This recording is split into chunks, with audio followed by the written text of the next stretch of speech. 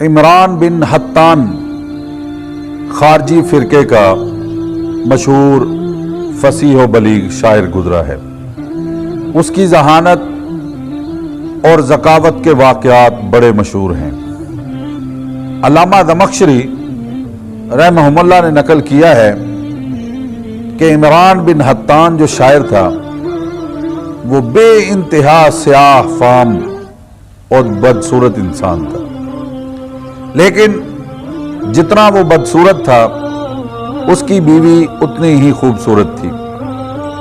ایک دن اس کی بیوی بہت دیر تک اس کے چہرے کو دیکھتی رہی اور پھر اچانک اس نے الحمدللہ کہا۔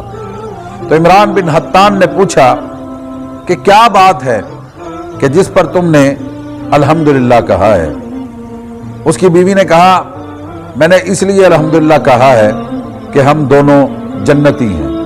اس نے پوچھا وہ کیسے؟ اس نے کہا ہم دونوں ایسے جنتی ہیں کہ تم بدصورت ہو، میں اس پر صبر کرتی ہوں، اور میں خوبصورت ہوں، اس پر تم اللہ کا شکر ادا کرتے ہو، اور اللہ پاک نے صابر اور شاکر دونوں کے لیے جنت کا وعدہ فرمایا۔